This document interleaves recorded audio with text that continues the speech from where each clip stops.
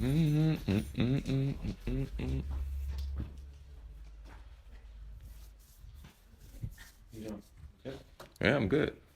So what these three days, unprecedented 3 days? You said what?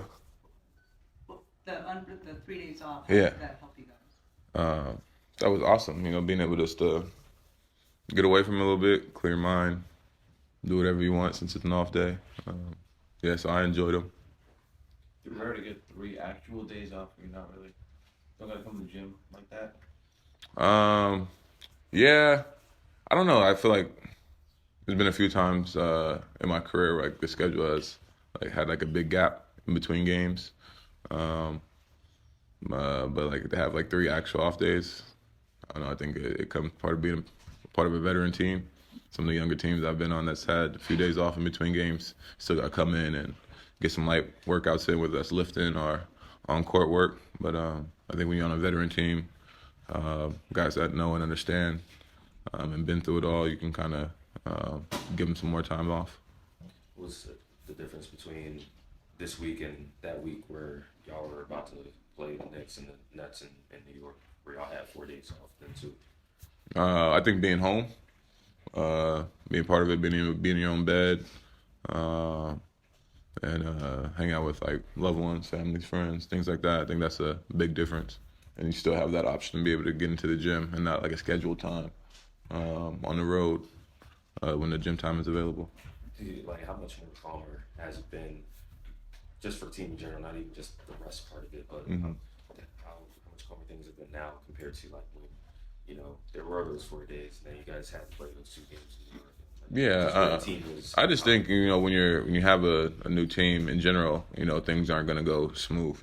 Everybody's in a figuring out process from the players to the coaches and even the organization and just making things fit, work. Things change, roles change, everything like that. So you're just learning on the fly. It's not like you get a break and you're able to sit down and go through training camp again and get everybody acclimated.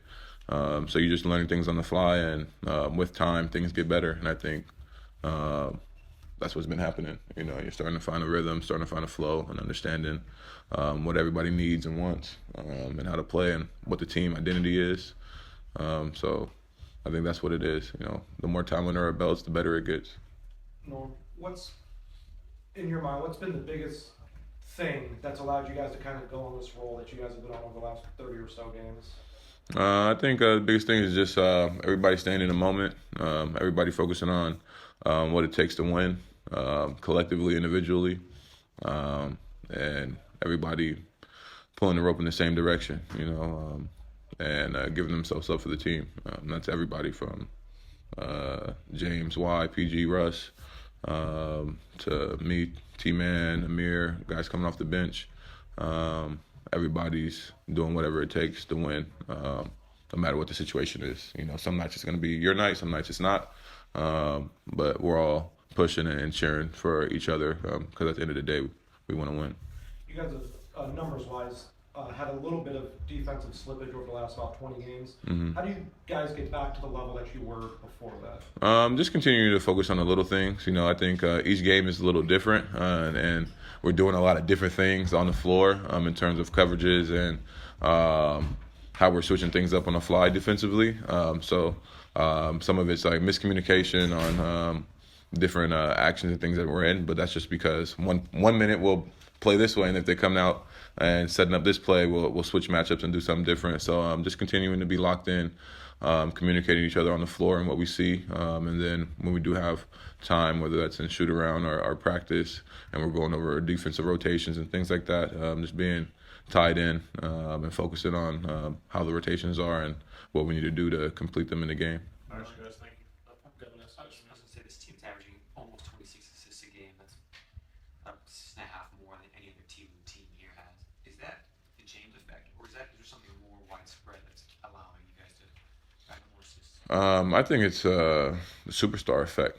I mean, you got 3 guys on the floor at a time that demand a lot of attention, and they're double teaming pretty much every possession on whoever has the ball. They're getting a lot of help, so the ball moves when the double team's open. So you're creating a lot of open looks, and then when they're not, and James has the ball in the pick and roll, he's able to get downhill and find the bigs and kick outs and put the defense in rotations. But I think having that star power on the floor really helps because teams are overloaded and worried about one person. But then on the other side of the floor, there's guys that can put the ball in the basket as well. So I think it's just an effect of having a deep team and guys that can score and put the ball in the basket many different ways. Thanks, Mark. Yeah. And like Curtis said, man, put me in the 3-point contest.